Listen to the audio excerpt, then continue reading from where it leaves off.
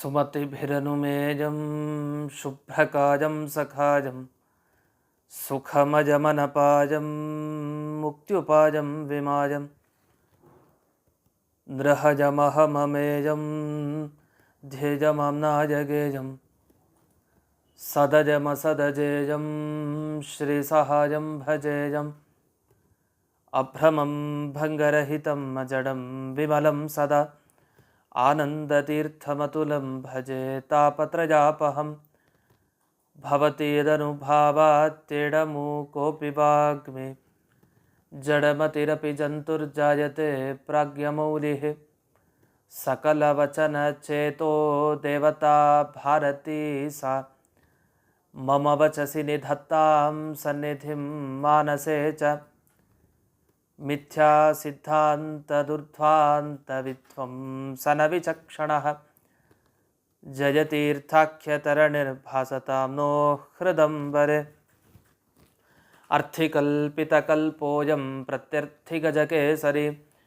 व्यासतीर्थगुरुर्भूजादस्मदिष्टार्थसिद्धये पूज्याय राघवेन्द्राय सत्यधर्मरताय च भजतां कल्पवृक्षाय नमतां कामधेनवे तपस्वाध्याय शुश्रूषा कृष्णपूजारतं मुनिं विश्वेशमिष्टदं वन्दे परिव्राट् चक्रवर्तिनं श्रीगुरुभ्यो नमः हरिः ओम्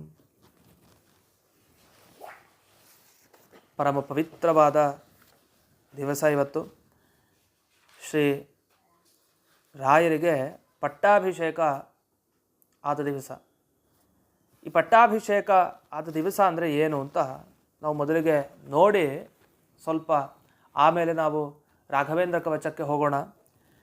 ಪಟ್ಟಾಭಿಷೇಕ ಮಹೋತ್ಸವ ಅನ್ನೋದು ಸನ್ಯಾಸಿಗಳ ಈ ಆಶ್ರಮದಲ್ಲಿ ಬಹಳ ಮುಖ್ಯವಾದ ದಿವಸ. ಯಾಕೆ ಅಂದರೆ ಅವತ್ತಿನ ದಿವಸನೇ ಗುರುಗಳು ತಾವು ಈ ಸಾಲಗ್ರಾಮಾದಿಗಳನ್ನು ಆ ಶಿಷ್ಯನ ತಲೆ ಮೇಲಿಟ್ಟು, ಅಂದರೆ ಒಂದು ಪಾತ್ರೆಯ ಒಳಗಡೆ ಅದನ್ನೆಲ್ಲ ಇಟ್ಟು ಆ ಪಾತ್ರೆಯ ಮುಖಾಂತರ ಆ ಶಂಖದಿಂದ ಬಿದ್ದ ಆ ನೀರು ಈ ಶಿಷ್ಯನ ಮೇಲೆಲ್ಲ ಬೀಳ್ತಾ ಹೋಗುತ್ತೆ, ಅಂದರೆ ಅಭಿಷೇಕ ಆಗುತ್ತೆ. ಈ ಸಂದರ್ಭ ಬಂದಾಗ ಗುರುಗಳು ತಾವು ಹೆಸರನ್ನು ಇಡ್ತಾರೆ. ಅಂದಿನ ದಿವಸ ಹೊಸ ನಾಮಕರಣ ಆಗುತ್ತೆ, ಹೊಸ ಹೆಸರು ಅಂದಿನ ದಿವಸ ಗುರುಗಳು ಕೊಡ್ತಾರೆ. ಅಷ್ಟೇ ಅಲ್ಲ, ವೇದಾಂತ ಸಾಮ್ರಾಜ್ಯ ಆಧಿಪತ್ಯವನ್ನು ಕೊಡ್ತಾರೆ. ತಮ್ಮ ಉತ್ತರಾಧಿಕಾರಿಗಳಿಗೆ ಪೂರ್ಣ ಅಧಿಕಾರವನ್ನು ಕೊಡ್ತಾರೆ. ಹೀಗೆ ರಾಯರ ಪಟ್ಟಾಭಿಷೇಕ ಮಹೋತ್ಸವ ಅಂದರೆ ನಮಗೆ ಶ್ರೀ ರಾಘವೇಂದ್ರ ತೀರ್ಥರಾಗಿ, ಶ್ರೀ ರಾಘವೇಂದ್ರ ಸ್ವಾಮಿಗಳಾಗಿ ಸಿಕ್ಕ ದಿವಸ ಇವತ್ತು. ಆದ್ದರಿಂದ ಬಹಳ ವೈಭವದಿಂದ ಇಂದಿನ ದಿವಸ ನಾವು ರಾಯರನ್ನು ಸ್ಮರಿಸಬೇಕು. ವೆಂಕಟನಾಥರಾಗಿದ್ದ ಅವರು ನಮಗೆ ಶ್ರೀ ರಾಘವೇಂದ್ರ ತೀರ್ಥರಾಗಿ ಸಿಕ್ಕ ದಿವಸ ಇವತ್ತು. ಹಾಗಾಗಿ ಪಟ್ಟಾಭಿಷೇಕ ಮಹೋತ್ಸವಕ್ಕೆ ಬಹಳ ಮಹತ್ವ ಇದೆ. ಆದ್ದರಿಂದ ರಾಯರು ತಾವು ನಾವೇನೀಗ ಶ್ರೀ ರಾಘವೇಂದ್ರ ಸ್ವಾಮಿಗಳ ಮಠ ಅಂತ ಅವರ ಹೆಸರಿನಿಂದಲೇ ನಾವು ಕರಿತೀವಿ. ಆ ಮಠದ ಆಧಿಪತ್ಯ ಅವರಿಗೆ ಇವತ್ತು ಸಿಕ್ತು. ಶ್ರೀ ರಾಘವೇಂದ್ರ ತೀರ್ಥರು ಅಂತ ಸುಧೀಂದ್ರ ತೀರ್ಥರು ಅವರಿಗೆ ನಾಮಕರಣ ಮಾಡಿದರು. ಹೀಗೆ ಹೆಸರಿಟ್ಟ ದಿವಸ, ಸನ್ಯಾಸ ದೀಕ್ಷೆ ಕೊಟ್ಟು ಹೆಸರಿಟ್ಟ ದಿವಸ, ಆಧಿಪತ್ಯ ಕೊಟ್ಟ ದಿವಸ. ಆದ್ದರಿಂದ ಇದಕ್ಕೆ ಬಹಳ ಮಹತ್ವ ಇದೆ. ಇಂಥ ಈ ಮಹತ್ವದ ದಿವಸ ನಾವು ಶ್ರೀ ರಾಘವೇಂದ್ರ ಕವಚವನ್ನು ಚಿಂತನೆ ಮಾಡ್ತಾ ಇದ್ದೀವಿ ಅಂದರೆ ಇದೊಂದು ದೊಡ್ಡ ಭಾಗ್ಯ. ಸನ್ಯಾಸ ದೀಕ್ಷೆಯ ಸ್ವೀಕಾರದ ಒಂದು ಪ್ರಸಂಗವನ್ನು ನಾವು ಗಮನಿಸಬೇಕು. ಎಷ್ಟು ಮಹತ್ವ ಸನ್ಯಾಸಕ್ಕಿದೆ, ಪೀಠಕ್ಕೆ ಎಷ್ಟಿದೆ, ರಾಯರ ಭಾವನೆ ಹೇಗಿತ್ತು, ದೊಡ್ಡವರು ಅವರು, ಮಹಾನುಭಾವರು, ಅವರು ಹೇಗೆ ಮಾತಾಡ್ತಾರೆ ಅನ್ನೋದನ್ನು ಗಮನಿಸಿ. ರಾಘವೇಂದ್ರ ವಿಜಯದಲ್ಲಿ ಒಂದು ಮಾತನ್ನು ಹೇಳ್ತಾರೆ. ಈ ಪಟ್ಟಾಭಿಷೇಕ ಮಹೋತ್ಸವದ ಸಂದರ್ಭಕ್ಕಿಂತ ಮುಂಚೆ ಅಲ್ಲಿ ಆ ಕಡೆ ಸುಧೀಂದ್ರ ತೀರ್ಥರು ತಾವು ಯೋಗ್ಯರಾದ ಶಿಷ್ಯರನ್ನು ಹುಡುಕ್ತಾ ಇರ್ತಾರೆ. ಯಾರಿಗೆ ಕೊಡೋದು ಅಂತ ಅವ್ರ ತಲೆಗೆ ಬಂದಿತ್ತು. ವೆಂಕಟನಾಥಾಚಾರ್ಯರಿಗೆ ಕೊಡಬೇಕು ಅಂತ ತಲೆಯಲ್ಲಿತ್ತು. ಆ ತಲೆಯಲ್ಲಿದ್ದದ್ದನ್ನು ಒಂದು ಭಗವಂತ ನಿಷ್ಕರ್ಷ ಮಾಡಿ ಕೊನೆಗೆ ಇವ್ರಿಗೆ ಆಗಬೇಕು ಅಂತ ಒಂದು ಪ್ರೇರಣೆ ಮಾಡ್ತಾರಲ್ಲ, ಆ ಪ್ರೇರಣೆನೂ ಆಗಿತ್ತು. ಯಾಕೆಂದರೆ ಅವರಿಗೆ ಸ್ವಪ್ನದಲ್ಲಿ ಸೂಚನೆ ಆಗಿತ್ತು. ಯಾರಿಗೆ? ಸುಧೀಂದ್ರ ತೀರ್ಥರಿಗೆ. ಆ ಸ್ವಪ್ನದಲ್ಲಿ ಸೂಚನೆ ಆಗಿದ್ದಕ್ಕೋಸ್ಕರನೇ ಸುಧೀಂದ್ರ ತೀರ್ಥರು ತಾವು ತಡ ಮಾಡಲಿಲ್ಲ, ಸೀದಾ ಬಂದು ನೀವು ಸನ್ಯಾಸ ಸ್ವೀಕಾರ ಮಾಡಬೇಕು ಅಂತ ತಾವು ವೆಂಕಟನಾಥಾಚಾರ್ಯರಿಗೆ ತಿಳಿಸಿದರು. ಅದು ವೆಂಕಟನಾಥಾಚಾರ್ಯರು ಆಗಾಡಿದ ಮಾತು ಬಹಳ ರೋಚಕ ಅನಿಸುತ್ತೆ, ನಮ್ಗೆ ಆಶ್ಚರ್ಯ ಅನಿಸುತ್ತೆ. ಅಲ್ಲಿ ರಾಘವೇಂದ್ರ ವಿಜಯದ ಈ ಸಂದರ್ಭದಲ್ಲಿ ದೃಷ್ಟಸ್ವಪ್ನ ಶ್ರೀ ಸುಧೀಂದ್ರೋಥ ವಿದ್ಯಾ ಸಾಮ್ರಾಜ್ಯಾರ್ಹಂ ತಂಪಯೋಧಿಂಗುಣೌಘೈ ಜ್ಞಾತ್ವಾ ವಿದ್ಯಾ ಸಂಪ್ರದಾಯಂ ಸಗೋಪ್ತುಂ ಪಾರಿವ್ರಾಜ್ಯಂ ಪ್ರಾರ್ಥಯಾಮಾಸ ಧೀರಂ. ಸುಧೀಂದ್ರ ತೀರ್ಥರಿಗೆ ಸ್ವಪ್ನ ಬಿತ್ತು, ಈ ವಿದ್ಯಾ ಸಾಮ್ರಾಜ್ಯ ಸುಮ್ಮನೆ ಅಲ್ಲ, ಎಂಥ ದೊಡ್ಡ ಸಾಮ್ರಾಜ್ಯ, ವೇದಾಂತ ಸಾಮ್ರಾಜ್ಯ. ಅಂದರೆ ಸನ್ಯಾಸ ಸ್ವೀಕಾರ ಮಾಡಿದ ಮೇಲೆ ಅದರ ಕೆಲಸ ಜವಾಬ್ದಾರಿ ಎಷ್ಟು ಅನ್ನೋದು ಸನ್ಯಾಸ ತಗೊಂಡವ್ರಿಗೆ ಗೊತ್ತು, ಅದು ಗೃಹಸ್ಥಾಶ್ರಮದವ್ರಿಗೆ ಗೊತ್ತಾಗೋ ವಿಷಯ ಅಲ್ಲ. ಇಡೀ ಸಮಾಜವನ್ನು ಧರ್ಮ ಮಾರ್ಗದಲ್ಲಿ ತಗೊಂಡು ಹೋಗುವಂಥ ಒಳ್ಳೆಯ ಈ ಗುಣಗಾರಿಕೆ ಅದಕ್ಕೆ ಬೇಕು. ಒಳ್ಳೆಯ ಗುಣವನ್ನು ಪಡೆದು ಅದನ್ನು ಸಮರ್ಥವಾಗಿ ಈ ಸಮಾಜವನ್ನು ನಡೆಸ್ಕೊಂಡು ಹೋಗ್ಬೇಕಲ್ಲ, ಅದು ಬಹಳ ಕಷ್ಟ. ಅಷ್ಟೇ ಅಲ್ಲ, ಅವರ ಪೂಜೆ, ಅವರ ಪಾಠ, ಅವರ ಪ್ರವಚನಗಳು, ಅವರ ಲೇಖನಗಳು, ಹೀಗೆ ಸಾಕಷ್ಟು ಕೆಲಸ ಇದೆ. ಸಮಾಜೋದ್ಧಾರ ಕಾರ್ಯಕ್ರಮ ಅದು. ಅದರಿಂದ ಅಂಥ ಪೀಠಕ್ಕೆ ತಗೊಳ್ಳೋದು ಅಂದರೆ ಬಹಳ ಕಷ್ಟನೇ. ಆದರೆ ಗೊತ್ತಾಯಿತು ವಿದ್ಯಾ ಸಂಪ್ರದಾಯ ಮುಂದುವರಿಬೇಕು. ಈ ವಿದ್ಯಾ ಸಂಪ್ರದಾಯ ಮುಂದುವರೆದು ಶಿಷ್ಯರಿಗೆಲ್ಲ ಅನುಗ್ರಹವನ್ನು ಮಾಡುವಂಥ ಶಕ್ತಿನೂ ಅವರಲ್ಲಿ ಇರಬೇಕು. ಇಂಥವ್ರು ಯಾರು ಅಂತ ಸುಧೀಂದ್ರ ತೀರ್ಥರು ತಾವು ಸೀದಾ ವೆಂಕಟನಾಥಾಚಾರ್ಯರ ಬಳಿ ಬಂದು ಇವರೇ ಅದಕ್ಕೆ ಯೋಗ್ಯರು ಅಂತ ತಾವು ತೀರ್ಮಾನ ಮಾಡಿಕೊಂಡ್ರು. ಯಾಕೆಂದರೆ ಹಲವು ಬಾರಿ ಪರೀಕ್ಷೆ ಮಾಡಿದ್ದು ಉಂಟು. ವೆಂಕಟನಾಥಾಚಾರ್ಯರು ತಾವು ಸುಧೀಂದ್ರ ತೀರ್ಥರ ಬಳಿ ವಿದ್ಯೆಯನ್ನು ಕೂಡ ಕಲಿತವರೆ. ಶಿಷ್ಯರ ಪರೀಕ್ಷೆ ಮಾಡಲಿಕ್ಕೆ ಒಮ್ಮೆ ಹೋಗ್ತಾರೆ ಸುಧೀಂದ್ರ ತೀರ್ಥರು. ಅದು ರಾತ್ರಿ ಕಾಲ ಆಗಿತ್ತು. ವೆಂಕಟನಾಥಾಚಾರ್ಯರು ತಾವು ಓದ್ತಾ ಕೂತಿದ್ರಂತೆ. ಓದ್ತಾ ಕೂತಿದ್ರು. ಎಲ್ಲ ಶಿಷ್ಯರು ಅವರು ಓದ್ತಾ ಇದ್ರು. ಆದರೆ ಆ ಕಾಲದಲ್ಲಿ ಓದಿ ಓದಿ ರಾತ್ರಿ ಕಾಲದಲ್ಲಿ ಎಲ್ಲ ಪುಸ್ತಕಗಳು ಆಚೆ ಈಚೆ ಇದ್ವು, ಅದರ ಮಧ್ಯದಲ್ಲೇ ಮಲಗಿಬಿಟ್ಟಿದ್ರು. ಆದರೆ ಒಬ್ಬರೇ ಎಚ್ಚರದಿಂದ ಇದ್ದವರು ಅದು ಯಾರು ಅಂದರೆ ಇದೆ ರಾಯರ ಪೂರಾಶ್ರಮದ ಈ ವೆಂಕಟನಾಥಾಚಾರ್ಯರೇನಿದ್ದಾರೆ, ಇವರೇ ಎದ್ದಿದ್ರು. ಅದನ್ನು ನೋಡಿ ಆಶ್ಚರ್ಯ ಆಯಿತು. ಅಧ್ಯಯನ ಮಾಡ್ತಾಯಿದ್ರು ವೆಂಕಟನಾಥಾಚಾರ್ಯರು.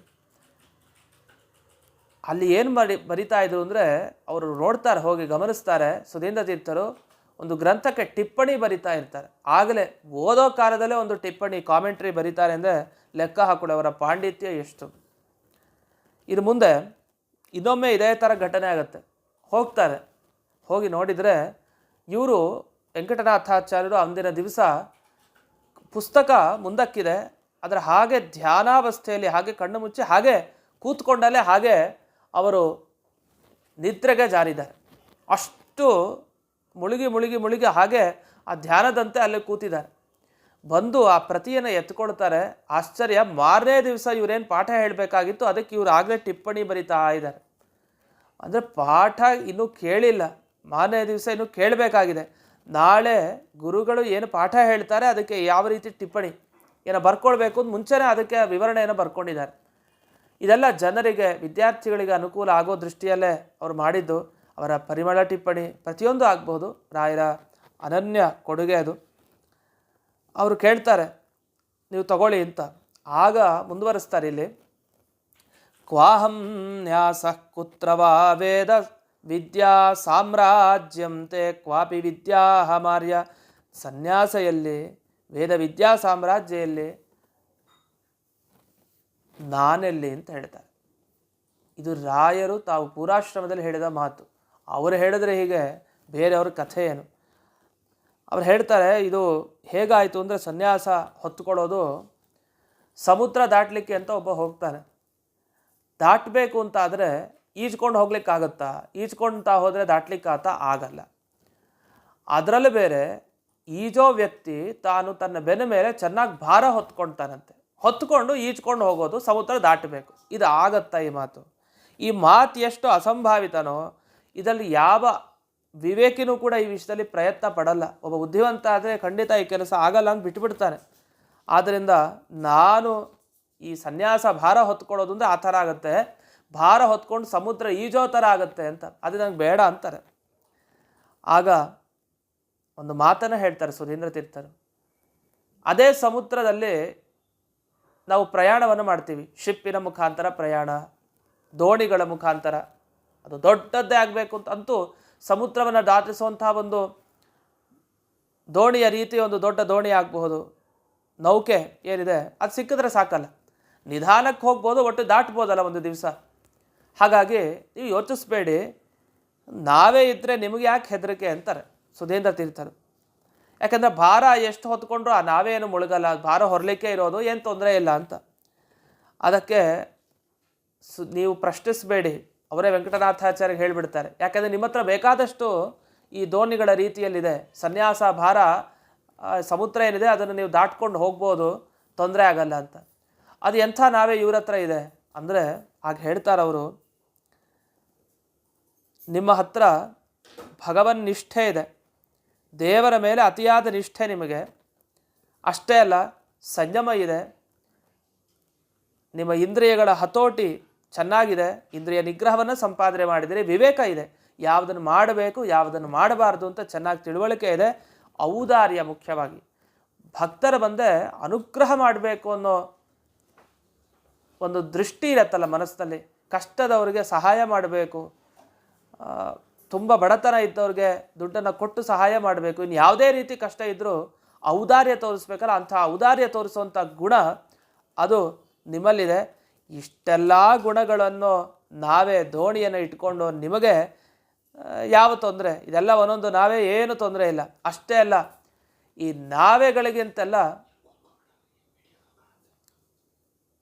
ಮೂರ್ಧನ್ಯವಾಗಿ ಮೇಲಕ್ಕೆ ಧ್ವಜದಂತೆ ಇದೆ, ಫ್ಲ್ಯಾಗ್ ಧ್ವಜದಂತೆ ಇದೆ. ಯಾವುದಿದೆ ಅಂದರೆ ಈ ದೋಣಿಗಳೆಲ್ಲ ಅಥವಾ ಶಿಪ್ಪುಗಳೆಲ್ಲ ಹೋಗಬೇಕಾದ್ರೆ ಬಾವುಟ ಧ್ವಜವನ್ನು ಹಾಕಿರ್ತಾರೆ. ಆ ಧ್ವಜದಂತೆ ರಾಯರಿಗೆ ಯಾವುದಿದೆ, ನಮ್ಮ ಅನುಗ್ರಹ ಇದೆಯಲ್ಲ ನಿಮಗೆ ಅಂತಾರೆ ಸುಧೀಂದ್ರ ತೀರ್ಥರು. ಗುರುಗಳ ಅನುಗ್ರಹ ಇದ್ದ ಮೇಲೆ ಏನು ದಾಟಲಿಕ್ಕೆ, ಸಂಸಾರ ಸಮುದ್ರವನ್ನೇ ದಾಟ್ಬೋದಂತೆ, ಇನ್ನು ಸನ್ಯಾಸ ಭಾರ ಹೊತ್ಕೊಂಡು ಆ ಸಮುದ್ರವನ್ನು ದಾಟಲಿಕ್ಕೆ ಸಾಧ್ಯ ಇಲ್ವಾ ಅಂತ ಇಷ್ಟು ಪ್ರಶ್ನೆ ಕೇಳಿ ನಿಮಗೆ ಯಾಕೆ ಹೆದರಿಕೆ, ಅದರಿಂದ ಯೋಚಿಸ್ಬೇಡಿ ಅಂತ ಒಂದು ಮಾತನ್ನೇ ಹೇಳ್ತಾರೆ. ಬಹಳ ಚೆನ್ನಾಗಿದೆ ಅದು. ಇತ್ಯುಕ್ತಸ್ತಂ ಪ್ರಾಹ ನಾವೋ ಹಿ ಬಹ್ವ್ಯಃ ಶಾಂತಿರ್ ದಾಂತಿರ್ ಧೀರತೋ ದಾರತ ಚ, ಧೈರ್ಯ ಇದೆ, ಇಂದ್ರಿಯ ನಿಗ್ರಹ ಇದೆ, ಭಗವಂತನ ಭಕ್ತಿ ಇದೆ, ಔದಾರ್ಯ ಇದೆ. ಕೇತುಸ್ತಾಸಾಂ ಮತ್ಪ್ರಸಾದೋ ಗರೀಯಾನ್, ಅಷ್ಟೇ ಅಲ್ಲ ಧ್ವಜಪ್ರಾಯವಾಗಿ ನನ್ನ ಅನುಗ್ರಹ ಇದೆಯಲ್ಲ, ವಿದ್ಯಂತೆ ಕಿಂ ದುರ್ಘಟಂ ಸಿಂಧುಜಾನೆ, ಸಮುದ್ರ ದಾಟ್ಲಿಕ್ಕೆ ನಿಮ್ಗೆ ಯಾಕೆ ಹೆದರಿಕೆ ಅಂತ ಮಾತನ್ನು ಹೇಳ್ತಾರೆ. ಆಗ ರಾಯರು ಅಂದರೆ ಪೂರ್ವಾಶ್ರಮದ ಈ ವೆಂಕಟನಾಥಾಚಾರ್ಯರಾಗಿದ್ದಾಗ ಅವ್ರು ಹೇಳ್ತಾರೆ, ಸಿದ್ಧ ಅವರಿಗೆ ಉತ್ತರ ಈ ಥರ ಕೇಳ್ತಾರೆ ಗುರುಗಳು, ಗೊತ್ತು ಅವ್ರಿಗೆ ಉತ್ತರ ಸಿದ್ಧ ಇತ್ತು. ಏನಂದ್ರು ಗೊತ್ತಾ, ಬಾಲ ಭಾರ್ಯ ಬಾಲಕೋ ನೋಪನೀತಃ ಬಾಲಶ್ಚಾಹಂ ನಾಶ್ರಮೇ ಮೇಸ್ತಿ ವಾಂಛ ನಿರ್ಬಂಧಶ್ಚೇ ನಿರ್ಗಮಿಷ್ಯಾಮಿ ನೂನಂ ಅಂತ ಹೇಳ್ತಾರೆ. ಆಶ್ಚರ್ಯ, ನನ್ನ ಹೆಂಡತಿ ಚಿಕ್ಕವಳು, ನಾನು ಚಿಕ್ಕವನು, ನನ್ನ ಮಗನಿಗೆ ಉಪನಯನ ಮಾಡಿಲ್ಲ, ನಾಶ್ರಮೇ ನನಗೆ ಈ ಸನ್ಯಾಸಾಶ್ರಮ ತಗೊಳ್ಳೋದಲ್ಲ ಬಯಕೆ ಇಲ್ಲ, ಆಸೆ ಇಲ್ಲ, ಬಿಟ್ಬಿಡಿ ಗುರುಗಳೇ, ನೀವು ತುಂಬ ನಿರ್ಬಂಧ ಹಾಕಿದರೆ ನಾನು ವಾಪಸ್ ಹೊರಟೋಗ್ತೀನಿ ನಿಮ್ಮ ಅನುಗ್ರಹ ಅಂತಾರೆ ರಾಯರು. ಎಂಥ ಆಶ್ಚರ್ಯ ಆಗುತ್ತೆ ನಮಗೆ. ಈ ಥರದ ಮಾತನ್ನು ಅವರು ಆಡಿದರು.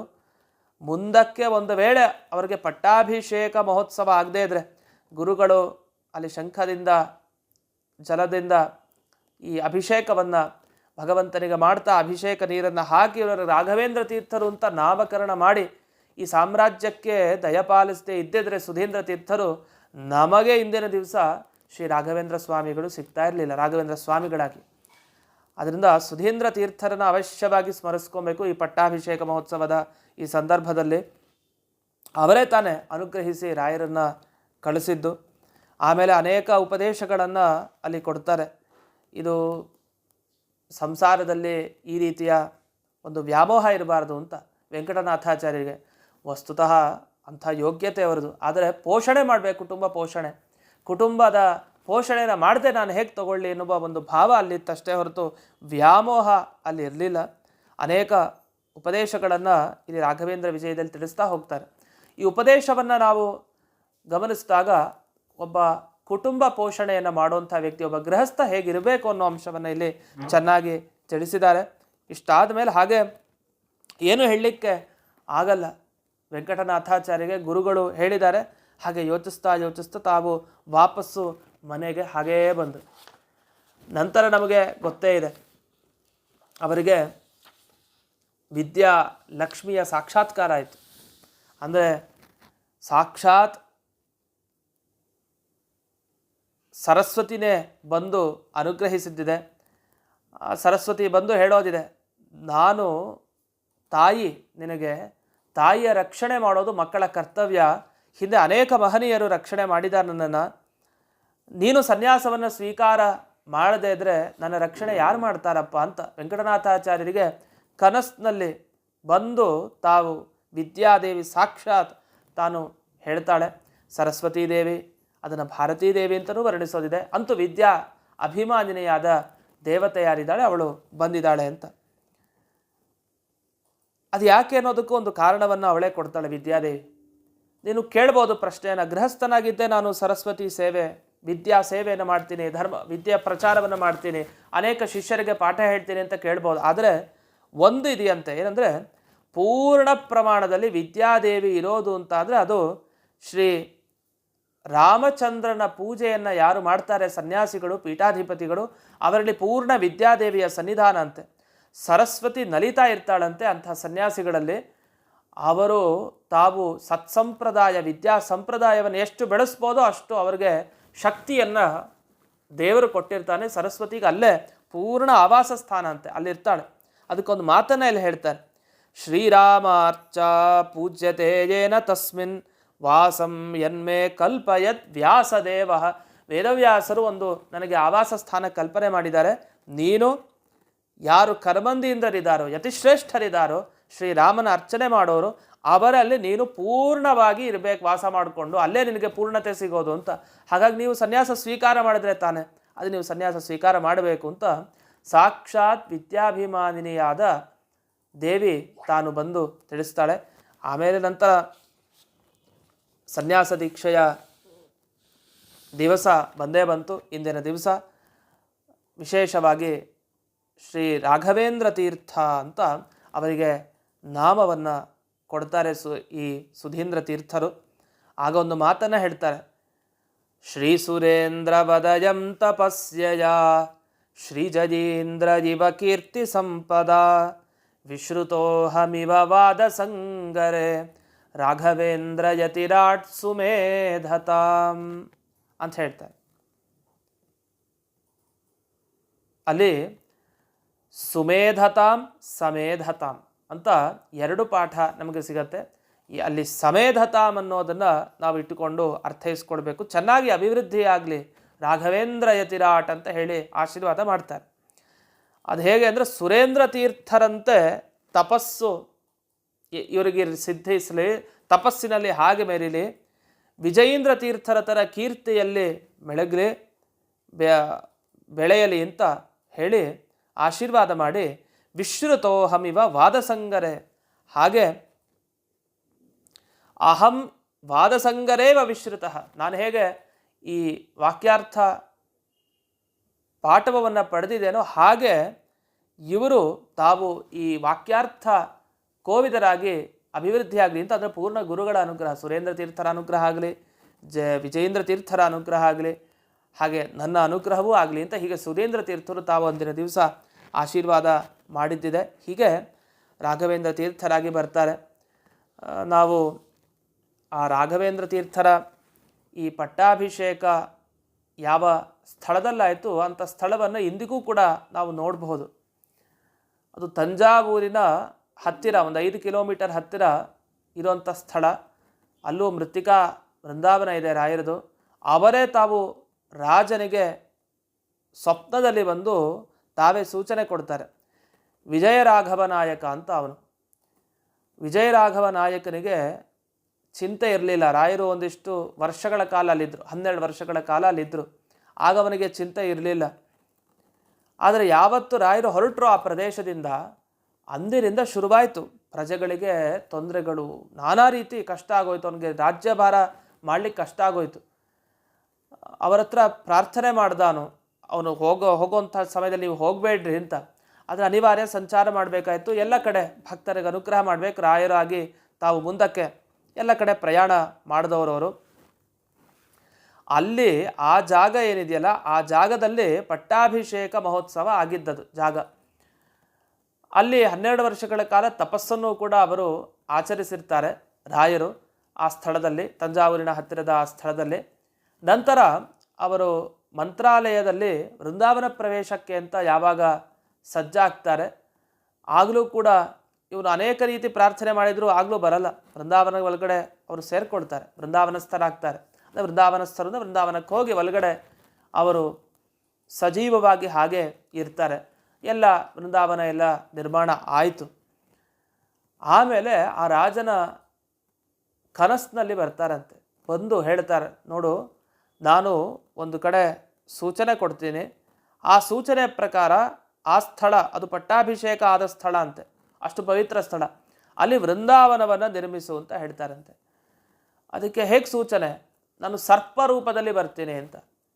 ಹಾಗೆ ಸರ್ಪ ರೂಪದಲ್ಲೇ ಮಾರನೇ ದಿವಸ ಆ ರಾಜನಿಗೆ ಸ್ವಪ್ನ ಬಿದ್ದಂತೆ ಅವನು ನೋಡ್ತಾನೆ, ಸರ್ಪ ಒಂದು ಬರುತ್ತೆ, ಓಡೋಗ್ತಾನೆ ಆ ಸರ್ಪದ ಹಿಂದೆ. ಆಮೇಲೆ ಆ ಜಾಗಕ್ಕೆ ಹೋಗಲ್ಲಿ ಅಂತರ್ಧಾನವನ್ನು ಹೊಂದ್ಬಿಡುತ್ತೆ. ಆ ಸರ್ಪ ಕಾಣಿಸಲ್ಲ ಕಣ್ಣಿಗೆ. ತಕ್ಷಣ ಅಲ್ಲಿ ಒಂದು ಮೃತ್ತಿಕಾ ವೃಂದಾವನ ಆಗುತ್ತೆ, ಮಾಡ್ತಾನೆ, ಪ್ರತಿಷ್ಠೆ ಮಾಡ್ತಾನೆ. ಅಲ್ಲಿ ಮೃತ್ತಿಕಾ ವೃಂದಾವನ ಅಂದರೆ ನಿಮಗೆ ಅಲ್ಲಿ ಈಗಲೂ ಕೂಡ ಅಲ್ಲಿ ಮೃತ್ತಿಕೆ ಅಂದರೆ ಅಲ್ಲಿ ತಂದು ಮೃತ್ತಿಕೆಯನ್ನು ಹಾಕಿ ಆ ಮೃತ್ತಿಕೆಯನ್ನು ಕೊಡೋದು ಅಂತ ಇಲ್ಲ. ವಿಶೇಷವಾಗಿ ಮೃತ್ತಿಕಾ ವೃಂದಾವನಗಳು ಅಂದರೆ ಮೂಲ ಬೃಂದಾವನ ಇರುತ್ತೆ, ಅದರಿಂದ ಮೃತ್ತಿಕೆಯನ್ನು ಸ್ವಲ್ಪ ತೊಗೊಂಡು ಬಂದು ಹಾಕಿ ನಂತರ ಅದನ್ನೆಲ್ಲರೂ ಭಕ್ತಾದಿಗಳಿಗೆ ಅನುಗ್ರಹದ ಮುಖಾಂತರ ಕೊಡೋದು ಇದತ್ತೆ ಕ್ರಮ. ಆದರೆ ಅಲ್ಲಿ ಹಾಗಿಲ್ಲ. ಆ ಮಣ್ಣಿನ ಆ ತಂಜಾವೂರಿನ ಪರಿಸರ ಏನಿದೆ ಸುತ್ತಲೂ, ಅದು ರಾಯರು ತಪಸ್ಸು ಮಾಡಿದ ಸ್ಥಳ. ಅದು ಸಾಕ್ಷಾತ್ ರಾಯರೇ ತಾವೇ ಸೂಚನೆಗೊಂಡು ಸಾಕ್ಷಾತ್ ತಾವೇ ಬಂದು ಆ ವೃಂದಾವನದಲ್ಲಿ ನೆಲೆಸಿದ್ದಾರೆ. ಹಾಗಾಗಿ ಅಲ್ಲಿರೋ ಆ ಪರಿಸರದ ಮೃತ್ತಿಕೆಯೇ ಮೃತ್ತಿಕೆ ಅಂತ ಕೊಡ್ತಾರೆ. ಅಷ್ಟು ಬಹಳ ವಿಶೇಷವಾದ ಮಹಿಮೆಯನ್ನು ಹೊಂದಿರುವಂಥ ಕ್ಷೇತ್ರ ಅದು. ಅಲ್ಲಿ ಸರ್ಪಪೀಠದಲ್ಲಿ ವೃಂದಾವನ ಇದೆ. ಸಾಮಾನ್ಯವಾಗಿ ಕೂರ್ಮಪೀಠದಲ್ಲಿ ವೃಂದಾವನ ಇರುತ್ತೆ. ಅಲ್ಲಿ ಸರ್ಪದ ಆಕಾರದಲ್ಲೇ ರಾಯರ ದರ್ಶನ ಕೊಟ್ಟರು. ನಂತರ ಸರ್ಪಪೀಠದಲ್ಲಿ ಆ ವೃಂದಾವನದ ರಚನೆ ಆಗಿದೆ. ಇಂಥ ಪವಿತ್ರವಾದ ಈ ಪಟ್ಟಾಭಿಷೇಕ ಮಹೋತ್ಸವದ ದಿವಸ ಅಂಥ ಕ್ಷೇತ್ರಕ್ಕೆ ಹೋದವರಿಗೆ, ಅದನ್ನು ದರ್ಶನ ಮಾಡಿದವರಿಗೆ ಅನೇಕ ಭಾಗ್ಯ, ಅದರಲ್ಲೂ ಸಂತಾನ ಭಾಗ್ಯಕ್ಕೆ ವಿಶೇಷವಾಗಿ ಅದಕ್ಕೆ ಮಹತ್ವವನ್ನು ಕೊಟ್ಟಿದ್ದಾರೆ. ಅಂಥ ಪುಣ್ಯ ಕ್ಷೇತ್ರ ಅದು. ಈ ಪಟ್ಟಾಭಿಷೇಕ ಮಹೋತ್ಸವದ ದಿವಸ ನಾವು ಆ ಸ್ಥಳವನ್ನು ನಾವು ಚಿಂತಿಸಿದ್ದೀವಿ. ಇಂಥ ಸ್ಥಳ ಅಲ್ಲಿ ರಾಯರು ತಾವು ಆರಿಸ್ಕೊಂಡು ಅಲ್ಲಿ ಬಂದು ನೆಲೆಸಿ ತಾವು ಆ ರಾಜನಿಗೆ ಎಷ್ಟು ಅನುಗ್ರಹ ಮಾಡಿದ್ರು ಅಂದರೆ, ಯಾವತ್ತವರು ಬಂದರೋ ಮತ್ತೆ ಆ ರೂಪದಲ್ಲಿ ಅಂದಿನಿಂದ ಯಾವುದೇ ಪ್ರಜೆಗಳಿಗೂ ಕಷ್ಟನೇ ಇಲ್ಲ. ಅಲ್ಲಿ ಹೋಗ್ತಾರೆ, ಸೇವೆ ಮಾಡ್ತಾರೆ, ತಮಗೆ ಮಕ್ಕಳಾಗಬೇಕಾ ಮಕ್ಕಳ ಭಾಗ್ಯ, ದುಡ್ಡು ಬೇಕಾ ಸಂಪತ್ತು ಬೇಕಾ ಸಂಪತ್ತು ಭಾಗ್ಯ, ಏನು ಬೇಕು ಅಷ್ಟು ಭಾಗ್ಯಗಳನ್ನು ಪಡೆದುಕೊಂಡು ಹೋಗ್ತಾರೆ ಅಂತ ಕೇಳ್ತೀವಿ. ಇಂಥ ಪುಣ್ಯವಾದ ಪಟ್ಟಾಭಿಷೇಕ ಮಹೋತ್ಸವದ ದಿವಸ ನಾವಿಷ್ಟು ವಿಷಯಗಳನ್ನು ಅವಶ್ಯವಾಗಿ ರಾಯರ ಬಗ್ಗೆ ತಿಳ್ಕೊಳ್ಳೇಬೇಕು. ಆದ್ದರಿಂದಲೇ ಪಟ್ಟಾಭಿಷೇಕ ಮಹೋತ್ಸವಕ್ಕೆ ಅಷ್ಟು ಮಹತ್ವ ಇದೆ. ಇನ್ನು ಸಮೀಪದಲ್ಲೇ ಇನ್ನೇನು ಕೆಲವು ದಿವಸಗಳಲ್ಲೇ ಅವರ ಜನ್ಮದಿನವೂ ಕೂಡ ಬರುತ್ತೆ. ರಾಯರು ಹುಟ್ಟಿದ್ರು ಅಂತ. ರಾಯರು ಹುಟ್ಟಿದ್ರು ಅಂದರೆ ಜಗತ್ತಿಗೆ ಮಂಗಳ. ಒಂದು ಸನ್ಯಾಸ ದೀಕ್ಷೆ ಪಡೆದು ನಾಮಕರಣ ತಗೊಂಡು ಸನ್ಯಾಸಿಗಳಾಗಿ ಪೂರ್ಣ ವೈರಕ್ತ ಜೀವನದಿಂದ ಭಕ್ತರಿಗೆ ಉದ್ಧಾರ ಮಾಡಲಿಕ್ಕೆ ಅಂತ ಬಂದರು. ಇದು ಒಂದಾಯಿತು ಜನ್ಮ. ಮೊದಲು ಬರಬೇಕಲ್ಲ, ಭೂಲೋಕಕ್ಕೆ ಅವತಾರ ಆಗಬೇಕಲ್ಲ. ಆ ಭೂಲೋಕ ಅವತಾರವಾದ ದಿವಸ ಅವರು ಹುಟ್ಟಿದ ಹಬ್ಬ ಅಂತ ಹೇಳಬೇಕು, ಜನ್ಮದಿನ. ಆ ಜನ್ಮದಿನ ಏನೇನು ಹತ್ತಿರದಲ್ಲೇ ಇದೆ. ಆಗಲೂ ವಿಶೇಷವಾಗಿ ನಾವು ವಿಷಯಗಳನ್ನು ತಿಳಿಯೋಣ. ಅದರ ಮುಂಚೆ ನಾವೀಗ ನಾವು ಹಿಂದಿನ ಸಂಚಿಕೆಯಲ್ಲಿ ನಾವು ಕೇಳಿದ್ವಿ, ರಾಘವೇಂದ್ರ ಕವಚದಲ್ಲಿ ರಾಯರ ಧ್ಯಾನವನ್ನು ಮಾಡೋದು ಹೇಗೆ ಅಂತ. ಆ ಧ್ಯಾನದ ಪ್ರಕ್ರಿಯೆಯನ್ನು ಕೂಡ ಎಲ್ಲ ತಿಳಿಸಾಗಿತ್ತು. ಅದರಲ್ಲಿ ನಾವು ಗಮನಿಸಬೇಕಾದ ಅಂಶ, ರಾಯರ ಮಂತ್ರ ಜಪ ಹೇಗೆ ಮಾಡೋದು, ಅದಕ್ಕೆ ಯಾವ್ಯಾವ ಸ್ಥಳವನ್ನು ಆರಿಸ್ಕೊಳ್ಬೇಕು ಅಂತ, ಹೀಗೆ ಅನೇಕ ವಿಷಯಗಳನ್ನು ತಿಳಿಸ್ತಾರೆ. ಅದರಲ್ಲಿ ಒಂದೊಂದೇ ವಿಷಯವನ್ನು ನಾವು ತಿಳ್ಕೊಂಡು ಹೋಗೋಣ. ರಾಯರ ಚಿಂತನೆ ಮಾಡೋದು ಹೇಗೆ ಅಂತ ನಮಗೆ ಗೊತ್ತಾಯಿತು. ನಾವು ಯಾವುದೋ ಫೋಟೋ ಇಟ್ಕೊಂಡು ಸುಮ್ಮನೆ ರಾಯರ ಚಿಂತನೆ ಮಾಡೋದಲ್ಲ. ಮಹನೀಯರು, ಅದರಲ್ಲೂ ಅಪ್ಪಣಾಚಾರ್ಯರು, ಕೃಷ್ಣಾವಧೂತರು ಅಂತ ಮಹಾನುಭಾವರು ಯಾವ ರೀತಿ ತಿಳಿಸಿದ್ದಾರೆ ಆ ರೀತಿ ನಾವು ರಾಯರನ್ನು ಧ್ಯಾನ ಮಾಡಿದರೆ ಆಗ ನಮಗೆ ಬೇಗ ಒಲಿತಾರೆ. ಅಂತೂ ಇಲ್ಲಿ ಪ್ರಕೃತ ರಾಯರ ಮಂತ್ರ ಜಪ ಮಾಡಬೇಕಾದ್ರೆ ಓಂ ಶ್ರೀ ರಾಘವೇಂದ್ರಾಯ ನಮಃ ಓಂ, ಸ್ತ್ರೀಯರಾಗಬೇಕಾದ್ರೆ ಶ್ರೀ ರಾಘವೇಂದ್ರಾಯ ನಮಃ ಶ್ರೀ ಅಂತ ಏನು ಹೇಳ್ಕೊಳ್ಳೋದಿದೆ. ಇಂಥ ಮಂತ್ರ ಜಪವನ್ನು ಎಲ್ಲಿ ಮಾಡಬೇಕು ನಾವು? ನೀವು ರಾಯರ ಮಠ ಇದ್ದರೆ, ದೇವಸ್ಥಾನ ಹತ್ತಿರದಲ್ಲಿದ್ದರೆ, ರಾಯರ ಮೃತ್ತಿಕಾ ವೃಂದಾವನ ಸನ್ನಿಧಿ ಇದ್ದರೆ ಅದಕ್ಕಿಂತ ಒಂದು ಪವಿತ್ರ ಸ್ಥಳ ಇಲ್ಲ ಅಂತ ನಮಗೆ ಚೆನ್ನಾಗಿ ಗೊತ್ತಿರುತ್ತೆ. ಅದಕ್ಕಂತೂ ಹೋಗೇ ಹೋಗ್ತೀವಿ. ಮನೆಯಲ್ಲಿ ನಿಜವಾಗಿ ಮನೆಯೇ ದೊಡ್ಡ ಪವಿತ್ರ ಸ್ಥಳ. ಮನೆಯಲ್ಲಿ ಸಾಲಗ್ರಾಮ ಇರುತ್ತೆ, ದಿವಸ ಪೂಜೆ ನಡೀತಾ ಇದೆ, ರಾಯರ ಮೃತ್ತಿಕಾ ವೃಂದಾವನ ಮನೆಯಲ್ಲೇ ಮಾಡ್ಕೊಂಡಿರ್ತಾರೆ ಕೆಲವರು. ಅಲ್ಲಿ ಮಾಡಿದರೆ ಇನ್ನೂ ಬಹಳ ವಿಶೇಷನೇ, ಏನು ಇಲ್ಲ ಅಂತಿಲ್ಲ. ಆದರೆ ಕೆಲವು ಸ್ಥಳ ಅಂತ ಇದೆ, ಈ ಸ್ಥಳಕ್ಕಂತೂ ತುಂಬ ಮಹತ್ವ ಕೊಟ್ಟಿದ್ದಾರೆ ಶಾಸ್ತ್ರಗಳಲ್ಲಿ. ಎಲ್ಲಿ ಮಾಡಬೇಕು ಅಂತ ಬಂದಾಗ ಪರ್ವತಾಗ್ರೆ ನದೀ ತೀರೆ ಪುಣ್ಯಕ್ಷೇತ್ರೇ ವಿಶೇಷತಃ ಗೋಷ್ಠೆ ವೃಂದಾವನೇಶ್ವತ್ಥೆ ಅಂತ ಹೇಳ್ತಾ ಹೋಗ್ತಾರೆ. ಇದು ಪುನಶ್ಚರಣೆಗೂ ಸಂಬಂಧಪಡುತ್ತೆ. ಪುನಶ್ಚರಣೆ ಅಂದರೆ ಏನು?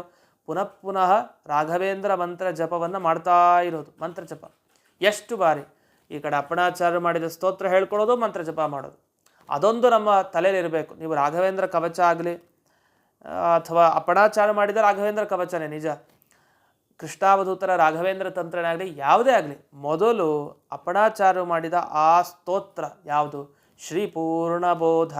ಆ ಸ್ತೋತ್ರ ಮೊದಲಿಗೆ ಕೊನೆಗೆ ನೀವು ಏನೇ ಸೇವೆ ಮಾಡಿದ್ರು ಮೊದಲು ಕೊನೆಗೆ ಆ ಸ್ತೋತ್ರ ಹೇಳ್ಕೊಳ್ಳೇಬೇಕು. ಅದು ಹೇಳಿದಾಗ ಮಾತ್ರ ರಾಯರನ್ನು ಕುರಿತು ಮಾಡಿದ ಪ್ರತಿ ಪೂಜೆ, ಪ್ರತಿ ಪ್ರದಕ್ಷಿಣೆಗಳು, ಪ್ರತಿಯೊಂದು ಸೇವೆ ಅದು ಸಾರ್ಥಕ. ಹಾಗಾಗಿ ಆ ಸ್ತೋತ್ರ ಹೇಳಬೇಕು ಅಂತ ಹೇಳ್ತಾರೆ. ಇದು ನಮಗೆ ತಿಳಿಸಿದ್ದು ಕೃಷ್ಣಾವಧೂತರು, ಅಂತರಂಗ ಭಕ್ತರು, ರಾಯರ ಅಂತರಂಗ ಭಕ್ತರು, ಅವ್ರು ತಿಳಿಸಿದ ವಿಷಯ. ಅದೆಲ್ಲಿ ಅಂತೂ ಎಲ್ಲಿ ಹೋಗಬೇಕು ಅಂದಾಗ ಪರ್ವತಾಗ್ರೆ ಅಂತ ಒಂದು ಸ್ಥಳ ಹೇಳ್ತಾರೆ. ಪರ್ವತದ ತುತ್ತ ತುದಿಗೆ ಹೋಗಿ ಅಂತ. ಅಯ್ಯೋ ಕಷ್ಟ ಅಲ್ವಾ, ತುತ್ತ ತುದಿಗೆ ಹೋಗ್ಲಿಕ್ಕೆ ಹೋಗಿ ನಮ್ಮ ಕಥೆನೇ ಮುಗಿದೋದ್ರೆ ಅಂತ ಯೋಚಿಸೋದಲ್ಲ. ಯಾವ ಪರ್ವತದ ತುತ್ತ ತುದಿಗೆ ಹೋಗಬೇಕು? ಈ ಕಾಮ, ಕ್ರೋಧ, ಲೋಭ, ಮೋಹ ಅಂಟುಕೊಳ್ಳೇಬಾರ್ದು. ಇದನ್ನೆಲ್ಲ ಮೀರಿ ಹೋಗಿ ಮೇಲುಗಡೆ ಹೋಗಿ ನಿಂತ್ಕೊಂಡು ಮಾಡಬೇಕು ಅಂತ ಅರ್ಥ ನಿಜವಾಗಿ. ಆದರೆ ಮೇಲಕ್ಕೆ ಹೋಗಿ ಮಾಡಿ ಅನ್ನೋದ್ರ ಉದ್ದೇಶ ಏನು? ಈ ಪರ್ವತದ ಹೋಗ್ಲಿಕ್ಕಾಗತ್ತೆ, ಕೆಲವು ಪರ್ವತದ ಮೇಲೆ ಹೋಗಿ ಜಪ ಮಾಡ್ಲಿಕ್ಕೆ ಆಗತ್ತೆ ನಮಗೆ. ಅಲ್ಲಿ ಹೋಗೋ ಉದ್ದೇಶ ಏಕಾಂತ ಅಂತ. ಬೇರೆ ಕಡೆ ಯೋಚನೆ ಬರಬಾರ್ದಲ್ಲ. ಬೇರೆ ಕಡೆ ಯೋಚನೆ ಇಲ್ದೇನೆ, ಯಾವುದೇ ಸಿಟ್ಟು ಕೋಪ ಯಾವುದೂ ಇಲ್ದೇನೆ, ಬೇರೆ ಕಡೆ ದೃಷ್ಟಿ ಇಲ್ದೇನೆ ಏಕಾಗ್ರ ಮನಸ್ಸಿನಿಂದ ಮಾಡಬೇಕಲ್ಲ. ಅದಕ್ಕೋಸ್ಕರ ಕೆಲವು ಸ್ಥಳವನ್ನು ಆರಿಸಿರ್ತಾರೆ. ಪವಿತ್ರವಾದ ಸ್ಥಳ ಏಕಾಂತವಾಗಿರುತ್ತೆ ಅಂತ ಈ ದೃಷ್ಟಿಯಲ್ಲಿ ಪರ್ವತಾಗ್ರೆ ಅಂತ ಹೇಳಿದ್ದಾರೆ. ಬೇರೆ ಕಡೆ ಮಾಡ್ಬೋದು, ಮಾಡಬಾರ್ದು ಅಂತೇನಿಲ್ಲ. ಆದರೆ ಏಕಾಂತವಾಗಿ ಯಾವುದೇ ಬೇರೆ ಯೋಚನೆ ಇರದೆ ಅಲ್ಲೇ ಮುಳುಗಿ ತಾನು ಮಾಡುವಂಥ ಜಪ ಏನಿದೆ ಅದು ಬಹಳ ಶ್ರೇಷ್ಠ. ಈ ನಿಟ್ಟಿನಲ್ಲಿ ಕೆಲವು ಸ್ಥಾನಗಳನ್ನು ಶಾಸ್ತ್ರ ತಿಳಿಸ್ತಾ ಹೋಗುತ್ತೆ. ಎರಡನೇದು ಯಾವುದು? ನದಿ ತೀರೆ ಅಂತ ಹೇಳ್ತಾರೆ. ನದಿ ದಡ, ಗಂಗಾ ನದಿ ಆಗಬಹುದು, ಯಮುನಾ ನದಿ ಆಗಬಹುದು, ಕಾವೇರಿ ನದಿ ಆಗಬಹುದು, ತುಂಗಭದ್ರಾ ವಿಶೇಷ. ಇನ್ನು ತುಂಗಭದ್ರಾ ನದಿ ತೀರ ಆಗಬಹುದು. ನಾವಲ್ಲಿ ಹೋಗಿ ಮಂತ್ರ ಜಪವನ್ನು ಮಾಡಬೇಕು. ಬಹಳ ವಿಶೇಷ ಫಲ, ಬೇಗ ಫಲ ಸಿಗುತ್ತೆ. ಪುಣ್ಯಕ್ಷೇತ್ರ ಇನ್ನು ಯಾವುದೇ ಪುಣ್ಯಕ್ಷೇತ್ರ ಆಗ್ಬೋದು. ಮಂತ್ರಾಲಯಕ್ಕೆ ಹೋಗಿ ಮಂತ್ರಾಲಯದಲ್ಲೇ ಮಾಡಿ ಪುಣ್ಯಕ್ಷೇತ್ರ, ಅಥವಾ ಇನ್ಯಾವುದೇ ಪುಣ್ಯಕ್ಷೇತ್ರದಲ್ಲಿ ನಾವಿದ್ದು. ಪುಣ್ಯಕ್ಷೇತ್ರ ಅಂದರೆ ನಿಜವಾಗಿ ಏನು? ಎಲ್ಲಿ ಸಾಲಗ್ರಾಮಾದಿಗಳ ಪೂಜೆ ನಡೀತಾ ಇರುತ್ತೆ ಅದು ಪುಣ್ಯಕ್ಷೇತ್ರ. ಅಂದರೆ ನಮ್ಮ ಮನೆ, ದೇವರ ಮನೆ ಆಗುತ್ತೆ ಪುಣ್ಯಕ್ಷೇತ್ರ. ಅಂತಹ ಪುಣ್ಯಕ್ಷೇತ್ರದಲ್ಲೇ ವಿಶೇಷವಾಗಿ ಈ ಮಂತ್ರ ಜಪಗಳನ್ನು ಮಾಡಿ. ಗೋಷ್ಠೆ ಮತ್ತು ಹಸುಗಳು ಎಲ್ಲಿ ವಾಸ ಆಗಿರುತ್ತೆ ಅಂಥ ಸ್ಥಳ, ಅಲ್ಲಿ ಹೋಗಿ ಕೂತ್ಕೊಂಡು ತಪಸ್ಸು ಮಾಡಿ, ಜಪ ಮಾಡಿ, ವಿಶೇಷ ಫಲ. ಎಲ್ಲ ದೇವಾನುದೇವತೆಗಳ ಸನ್ನಿಧಾನ ಹಸುಗಳಲ್ಲಿರುತ್ತೆ. ಹಸು ಇದ್ದರೆ ಅದು ಪವಿತ್ರ ಕ್ಷೇತ್ರ ಅಂತ ಅರ್ಥ. ಆದ್ದರಿಂದಲೇ ಹಸುಗಳನ್ನು ಸಾಕ್ತಾ ಇದ್ರು ಅನೇಕರು, ಈಗಲೂ ಸಾಕ್ತಾ ಇದ್ದಾರೆ, ಈಗಲೂ ಅದರ ಪೋಷಣೆಯನ್ನು ಮಾಡ್ತಾ ಇದ್ದಾರೆ. ಅಂಥ ಪವಿತ್ರವಾದ ಆ ಗೋಶಾಲೆಯಲ್ಲಿ ನೀವು ರಾಯರ ಮಂತ್ರ ಜಪ ಮಾಡಿ. ಇದು ಯಾವುದೇ ಮಂತ್ರ ಜಪಕ್ಕೂ ಅನ್ವಯಿಸುತ್ತಿದ್ದು. ವೃಂದಾವನೆ, ಇದು ವೃಂದಾವನದ ಹತ್ತಿರ, ಯಾವುದೇ ದೊಡ್ಡ ಮಹನೀಯರ ವೃಂದಾವನದ ಹತ್ತಿರ ಮಾಡಿ ಜಪ. ಅಶ್ವತ್ಥ ವೃಕ್ಷ ಬಹಳ ಶ್ರೇಷ್ಠ, ಅದರ ಹತ್ತಿರ ಇದನ್ನು ಮಾಡಿ ಅಂತ. ಹೀಗೆ ಇಷ್ಟು ಜಪ ಮಾಡುವಂಥ ಸ್ಥಳಗಳ ಬಗ್ಗೆ ಉಲ್ಲೇಖವನ್ನು ಮಾಡಿದರು. ಅದರಲ್ಲಿ ನೋಡಿ ಪುಣ್ಯವನ್ನು ಹೇಳ್ತಾ ಹೋಗ್ತಾರೆ. ಯಾವುದ್ಯಾವುದ್ರಲ್ಲಿ ಮಾಡಿದರೆ ಎಷ್ಟೆಷ್ಟು ಪುಣ್ಯ ಅಂತ ಅದರಲ್ಲೂ ಒಂದು ಪಟ್ಟಿಯನ್ನು ಮಾಡಿದ್ದಾರೆ. ಅದನ್ನು ನಾವು ಕೇಳೋಣ. ಎಲ್ಲದಕ್ಕಿಂತಲೂ ಒಂದು ಮಾತ್ರ ಮನಸ್ಸಿರಲಿ, ನೀವು ಎಲ್ಲಿ ಹೋದರೂ ಭಕ್ತಿ ಶ್ರದ್ಧೆ ಇಲ್ಲದೆ ಮಾಡಿದರೆ ಏನೂ ಫಲ ಇಲ್ಲ. ಆದ್ದರಿಂದ ಎಲ್ಲಿ ಕೂತಿರ್ತೀರೋ ಅಲ್ಲೇ ಭಕ್ತಿ ಶ್ರದ್ಧೆಯಿಂದ, ಮನೆಯಲ್ಲೇ ಆದರೂ ದೇವರ ಮನೆಯಲ್ಲಿ ಕೂತು, ದೇವರ ಮನೆ ಹೊರಗಡೆನಾದರೂ ಅಲ್ಲೇ ಸಮೀಪದಲ್ಲಿದ್ದು ಶ್ರದ್ಧಾಭಕ್ತಿಯಿಂದ ಮಾಡೋದು ಪ್ರಮುಖ. ಅದನ್ನು ಮಾತ್ರ ನಾವು ತಲೆಯಲ್ಲಿ ಇಟ್ಟುಕೊಂಡೇ ಇರಬೇಕು ಯಾವತ್ತು. ನೋಡಿ ಒಂದೊಂದೇ ಫಲವನ್ನು ಹೇಳ್ತಾ ಹೋಗ್ತಾರೆ. ಗೋಷ್ಠೆ ದಶ ಗುಣಂ ವಿದ್ಯಾತ್ ಅಂತ ಹೇಳ್ತಾರೆ. ಅಂದರೆ ನೀವು ಪರ್ವತದ ಎತ್ತರದ ಬಗ್ಗೆ ಏನು ಮಾತಾಡಿದೆ ಅದಕ್ಕಿಂತ ಮೊದಲು ಗೋಷ್ಠದ ಬಗ್ಗೆ ಬರ್ತಾರೆ. ಈಗ ಒಂದು ಗೋಶಾಲೆಗೆ ಒಬ್ಬ ಜಪ ಮಾಡ್ಲಿಕ್ಕೆ ಹೊರಟ. ಅವಾಗೇನು, ನೀವು ಸಾಮಾನ್ಯವಾಗಿ ಪುಣ್ಯಕ್ಷೇತ್ರ ಅಲ್ಲದೆ ಸಾಮಾನ್ಯವಾಗಿ ಯಾವುದೋ ಒಂದು ಸ್ಥಳದಲ್ಲಿ ಕೂತು ನೀವು ಜಪ ಮಾಡಿದರೆ ಎಷ್ಟು ಪುಣ್ಯ ಬರುತ್ತೋ, ಬರಲ್ಲ ಅಂತ ಏನಿಲ್ಲ, ಜಪಕ್ಕೆ ಒಂದು ಪುಣ್ಯ ಇದ್ದೇ ಇರುತ್ತೆ. ಆದರೆ ಅದರ 10 ಪಟ್ಟು ಪುಣ್ಯ ಗೋಶಾಲೆಯಲ್ಲಿ ಮಾಡಿದರೆ ಜಪ ಅಷ್ಟು ಬರುತ್ತೆ. ಅಂದರೆ ಒಂದು ಸತ್ಕರ್ಮ ಎಲ್ಲಿ ಮಾಡ್ತೀರಿ, ಯಾವ ಕಡೆ ನಿಂತಿದ್ದೀರಿ, ಎಲ್ಲಿ ಇದ್ದೀರಿ, ಅದು ಬಹಳ ಮುಖ್ಯ. ದೇಶ ಬಹಳ ಮುಖ್ಯ ಆಗುತ್ತೆ. ಇದು ಮುಂದಕ್ಕೆ ಹೋದರೆ ಶತಂ ವೃಂದಾವನೆ ತಥಾ, ಅದಕ್ಕಿಂತ 100 ಪಟ್ಟು ಜಾಸ್ತಿ ಪುಣ್ಯ, 100 ಪಟ್ಟು ಜಾಸ್ತಿ ಫಲ ಕೊಡೋದು ವೃಂದಾವನದ ಹತ್ತಿರ, ಅಂದರೆ ತುಳಸಿ ವೃಂದಾವನ ಅಂತ ತಗೊಳ್ಳಿ. ಯಾಕಂದರೆ ಮಹನೀಯರ ವೃಂದಾವನದ ಹತ್ತಿರ ಏನು ಮಾಡಿದರೂ ಅದು ದೊಡ್ಡದೇ. ಅದರಿಂದ ತುಳಸಿ ವೃಂದಾವನ ತಗೊಂಡಾಗ, ಮನೆಯ ಬಳಿ ವೃಂದಾವನ ತುಳಸಿ ವೃಂದಾವನ, ಇದರ ಹತ್ತಿರ ಮಾಡಿದಾಗ ಅದು 100 ಪಟ್ಟು. ಅಶ್ವತ್ಥ ವೃಕ್ಷದ ಹತ್ತಿರ ಮಾಡಿದರೆ ಎಷ್ಟು ಪಟ್ಟು? 300 ಪ್ರೋಕ್ತಂ, 300, ಇನ್ನೂ ಜಾಸ್ತಿ. ಗೋಶಾಲೆ 10 ಪಟ್ಟು, ವೃಂದಾವನ 100 ಪಟ್ಟು, ಅಶ್ವತ್ಥ ವೃಕ್ಷ 300 ಪಟ್ಟು ಜಾಸ್ತಿ ನಮಗೆ ಪುಣ್ಯ ಲಾಭ ಇದೆ, ಅಷ್ಟು ಬೇಗ ಸಿದ್ಧಿಸತ್ತೆ ಅಂತ ಅರ್ಥ. ಇನ್ನು ಪರ್ವತಾಗ್ರೇತು ಪಂಚಕಂ, 500 ಪಟ್ಟು ಜಾಸ್ತಿ. 500 ಎಲ್ಲಿ? ಪರ್ವತದ ತುತ್ತ ತುದಿಯಲ್ಲಿ. ಹಾಗಾದರೆ ಮುಂದೆ ಇನ್ನೂ ಎಲ್ಲಿ? ನದ್ಯಾಸ್ತೀರೇ ಚಾಯುತಂ, 10,000 ಪಟ್ಟು ಅಂತ ಹೇಳ್ತಾರೆ, ಅಷ್ಟು. ಇನ್ನು ನದಿ ತೀರದಲ್ಲಿ ಮಾಡಿದಾಗ ಇಷ್ಟು ಜಾಸ್ತಿ ಪುಣ್ಯ ಬರುತ್ತೆ ಅಂತ. ಪುಣ್ಯಕ್ಷೇತ್ರಂತು ಲಕ್ಷಕಂ, ಇನ್ನು ಪುಣ್ಯಕ್ಷೇತ್ರ ಯಾವ್ದ್ಯಾವ್ದಿದೆ ಆ 1,00,000 ಪಟ್ಟು ಜಾಸ್ತಿ. ಅಲ್ಲಿ ಏನು ಮಾಡಿದ್ರು ಜಪ ಅದಕ್ಕೊಂದು ಮಹತ್ವ ಇದೆ ಅಂತ. ಹೀಗೆ ಗೋಶಾಲೆಯಿಂದ ಆರಂಭಿಸಿ ಪುಣ್ಯಕ್ಷೇತ್ರದವರೆಗೆ ಒಂದು ತಾರತಮ್ಯ ಹೇಳಿದ್ದಾರೆ. ಎಲ್ಲೇ ಮಾಡಿ, ಈಗ ಪುಣ್ಯಕ್ಷೇತ್ರಕ್ಕೆ ಹೋಗಿ 1,00,000 ಪಟ್ಟು ಬರುತ್ತೆ ಅಂತ ಶ್ರದ್ಧೆ ಇಲ್ಲದೆ ಮಾಡಿದರೆ ಉಪಯೋಗ ಏನೂ ಬರಲ್ಲ. ಅದೇ ಗೋಶಾಲೆಯಲ್ಲಿದ್ದು ನೀವು ಶ್ರದ್ಧಾಭಕ್ತಿಯನ್ನು ಮಾಡಿ ಆ 1,00,000 ಪಟ್ಟು ಪುಣ್ಯ ಇಲ್ಲೇ ಸಿಗುತ್ತೆ, ಅದು ಬೇರೆ ವಿಷಯ. ಶ್ರದ್ಧಾಭಕ್ತಿ ಬಹಳ ಇಂಪಾರ್ಟೆಂಟ್, ಅದಿಲ್ಲದೆ ಇದ್ದರೆ ಏನೂ ಫಲ ಕೊಡಲ್ಲ. ಅದರಿಂದ ವಿಶ್ವಾಸ ಭಕ್ತಿ ಎಷ್ಟು ಇದೆಯೋ ಅಷ್ಟಕ್ಕನುಗುಣವಾಗಿ ನಾವು ಫಲವನ್ನು ಪಡಿಬೋದು. ಇನ್ನು ದಿಕ್ಕುಗಳ ಬಗ್ಗೆ ಬರ್ತಾರೆ. ಯಾವ ದಿಕ್ಕಿನಲ್ಲಿ ಕೂತು ನಾವು ರಾಯರ ಈ ಮಂತ್ರ ಜಪ ಮಾಡಬೇಕು ಅಂದಾಗ, ಒಂದೊಂದು ದಿಕ್ಕಿನಲ್ಲಿ ಕೂತಾಗಲೂ ಒಂದೊಂದು ಫಲ ಅಂತೆ. ನೋಡಿ ಬಹಳ ಚೆನ್ನಾಗಿದೆ. ಏನು? ಪೂರ್ವ ದಿಕ್ಕಕ್ಕೆ ಕೂತ್ಕೊಂಡ್ವಿ, ರಾಯರ ಮಂತ್ರ ಜಪ ಮಾಡಿದ್ವಿ ಅಂತ ಅಂದ್ಕೊಳ್ಳಿ. ಪೂರ್ವೇ ವ್ಯಾಧಿ ವಿನಾಶಾರ್ಥಂ, ರೋಗ ಪರಿಹಾರ ಆಗಬೇಕು ಅಂದರೆ ಪೂರ್ವ ದಿಕ್ಕಿನಲ್ಲಿ ಕೂತು ರಾಯರ ಮಂತ್ರ ಜಪ ಮಾಡಿ. ಪೂರ್ವ ದಿಕ್ಕು ಶ್ರೇಷ್ಠ. ಹಾಗಾದರೆ ಯಾವ್ಯಾವ ದಿಕ್ಕಲ್ಲಿ ಕೂತ್ಕೊಬೇಕು? ಕೆಲವು ದಕ್ಷಿಣ ದಿಕ್ಕಕ್ಕೆ ಕೂಡಬಾರ್ದು, ಇದಕ್ಕೆ ದಿಕ್ಕಕ್ಕೆ ಕೂಡಬಾರ್ದು ಜಪಕ್ಕೆ, ಹಾಗೆಲ್ಲ ಇಲ್ಲ. ರಾಯರ ಮಂತ್ರ ಜಪಕ್ಕೆ ಹೇಳ್ತಾ, ಸಾಮಾನ್ಯವಾಗಿ ಮಂತ್ರ ಜಪಕ್ಕೆ ಶ್ಲೋಕಗಳಿವೆ, ಅದರಲ್ಲೂ ರಾಯರ ಮಂತ್ರ ಜಪದ ಸಂದರ್ಭದಲ್ಲಂತೂ ಇದನ್ನು ಉಲ್ಲೇಖ ಮಾಡಿದ್ದಾರೆ. ಇನ್ನು ವಿಶೇಷವಾಗಿ ಆಗ್ನೇಯ ದಿಕ್ಕಿಗೆ ಬರೋಣ. ಈಗ ಪೂರ್ವ ಆದಮೇಲೆ ನಾವು ದಕ್ಷಿಣ, ಪಶ್ಚಿಮ, ಉತ್ತರ ಅಂತ ಭಾವಿಸ್ತೀವಿ. ಅದರ ಮಧ್ಯಕ್ಕೆ ಆಗ್ನೇಯ, ನೈಋತ್ಯ, ವಾಯವ್ಯ ಮತ್ತು ಈಶಾನ್ಯ, ಹೀಗೆ ಒಟ್ಟು ಎಲ್ಲ ದಿಕ್ಕುಗಳು. ಅಂದರೆ ಪೂರ್ವ ಆದಮೇಲೆ ಆಗ್ನೇಯ ದಿಕ್ಕಿಗೆ ತಗೊಂಡಿದ್ದಾರೆ. ಅಲ್ಲಿಗೆ ಬರೋಣ. ಆಗ್ನೇಯ ದಿಕ್ಕು ಪೂರ್ವ ಆದಮೇಲೆ ಒಂದು ಮೂಲೆ ಇದೆಯಲ್ಲ, ಆಗ್ನೇಯ ದಿಕ್ಕು ಅಂದರೆ ಪೂರ್ವ ಮತ್ತು ದಕ್ಷಿಣದ ಮಧ್ಯದಲ್ಲಿ ಸಿಗುವಂಥ ಭಾಗ ಆಗ್ನೇಯ. ಆಗ್ನೇಯ ದಿಕ್ಕಿನಲ್ಲಿ ನೀವು ತಿರುಕೊಂಡಿದ್ರೆ, ರಾಘವೇಂದ್ರ ಮಂತ್ರ ಜಪ ಮಾಡ್ತಾ ಇದ್ದರೆ, ಬಂಧ ಮೋಕ್ಷಣಂ, ನಿಮಗೆ ಸುತ್ತಾಕೊಂಡಿರೋ ಬಂಧ ಅದು ಕಳಚಿ ಹೋಗುತ್ತೆ, ಆ ಬಂಧನದಿಂದ ಬಿಡುಗಡೆ ಆಗುತ್ತೆ ನಿಮಗೆ. ಅಂದ ಆಗ್ನೇಯ ದಿಕ್ಕಿಗೆ ತಿರುಗಿ ರಾಘವೇಂದ್ರ ಮಂತ್ರ ಜಪ ಮಾಡಿ. ಸರಿ, ದಕ್ಷಿಣ ದಿಕ್ಕಿಗೆ ತಿರುಗಿಬಿಟ್ಟಿದ್ವಿ ಗೊತ್ತಿಲ್ಲದೆ, ಎಲ್ಲೆಲ್ಲೋ ಹೋಗಿರ್ತೀವಿ, ನಮಗೆ ಯಾವ ದಿಕ್ಕು ಅಂತಲೂ ಗೊತ್ತಿರಲ್ಲ, ಯಾರೋ ಹೇಳ್ತಾರೆ ದಿಕ್ಕು ಕೂತಿರ್ತೀವಿ. ಕೆಲವರು ಅದನ್ನು ಇಟ್ಕೊಂಡು ಹೋಗ್ಬಿಟ್ಟಿರ್ತಾರೆ, ಇದು ಯಾವ ದಿಕ್ಕು ಅಂತ ನೋಡ್ಲಿಕ್ಕೆ ಒಂದು ಮಷಿನ್ ಥರ ಇರುತ್ತೆ, ಅದನ್ನು ತೊಗೊಂಡು ಹೋಗ್ಬಿಡ್ತಾರೆ. ಕೆಲವರು ಸೂರ್ಯನ ನೋಡ್ಕೊಂಡು ತೀರ್ಮಾನ ಮಾಡ್ತಾರೆ, ಇದು ಪೂರ್ವ, ಇದು ಪಶ್ಚಿಮ, ಇದು ದಕ್ಷಿಣ, ಉತ್ತರ ಅಂತ. ಅಂತೂ ಇರಲಿ, ನೀವು ಯಾವುದೇ ದಿಕ್ಕು ಕೂತಾಗ ಈ ಶ್ಲೋಕ ಎಲ್ಲ ಗಮನಿಸ್ಕೊಂಡಿದ್ರೆ ಇನ್ನೂ ಅನುಕೂಲ. ಅಂತೂ ನಾವು ಉದ್ದೇಶದಿಂದಾಗಿ ಆಗ್ನೇಯ ದಿಕ್ಕಕ್ಕೆ ಕೂತ್ರೆ ಬಂಧದಿಂದ ಮುಕ್ತಿ ಆಯಿತು. ದಕ್ಷಿಣ ದಿಕ್ಕಕ್ಕೆ ಕೂತ ಧನ ಸಂಪ್ರಾಪ್ತಿ ಅಂತ ಹೇಳ್ತಾರೆ, ಒಳ್ಳೆ ಧನ ಸಿಗುತ್ತಂತೆ, ದುಡ್ಡು ಸಂಪತ್ತಿನ ಲಾಭ ದಕ್ಷಿಣ ದಿಕ್ಕಿನಿಂದ. ಅದು ಜ್ಞಾನ ಸಂಪತ್ತು ಆಗ್ಬೋದು, ಶಿಷ್ಯ ಸಂಪತ್ತು ಆಗ್ಬೋದು, ಯಾವುದೇ ರೀತಿ ಸಂಪತ್ತು. ಧನ ಅನ್ನೋ ಶಬ್ದ, ದುಡ್ಡು, ಧನ ಅಂತ ನಿಮಗೆ ಯಾವುದಿದೆ ನಿಜವಾಗಿ ಸಿಗತ್ತೆ, ಖಂಡಿತ ಅನುಗ್ರಹ ಆಗುತ್ತೆ. ಇನ್ನು ನೈಋತ್ಯ ದಿಕ್ಕಿಗೆ ಬಂದರೆ ಮುಂದಕ್ಕೆ ದುಃಖಮೋಚನಂ, ನೈಋತ್ಯಾಂ ದುಃಖಮೋಚನಂ, ದುಃಖ ಪರಿಹಾರ, ದುಃಖವನ್ನು ಕಳ್ಕೊಳ್ಳಿಕ್ಕೆ ನೈಋತ್ಯ ದಿಕ್ಕಿನಲ್ಲಿ ರಾಯರ ಈ ಮಂತ್ರ ಜಪ ಮಾಡಿ. ಇನ್ನು ಪಶ್ಚಿಮ ದಿಕ್ಕಿಗೆ ಬರ್ತಾರೆ. ಪಶ್ಚಿಮೇ ಶತ್ರುನಾಶಸ್ತು, ಚೆನ್ನಾಗಿ ಸ್ಪಷ್ಟವಾಗಿದೆ. ಶತ್ರುಗಳ ನಾಶ, ಹೊರಗಿನ ಶತ್ರು ಬಿಡಿ, ನಮ್ಮ ಒಳಗಡೆ ಇರೋ ಶತ್ರುಗಳು ನಾಶ ಆಗಲಿ, ಅದನ್ನು ಪ್ರಾರ್ಥಿಸಬೇಕು.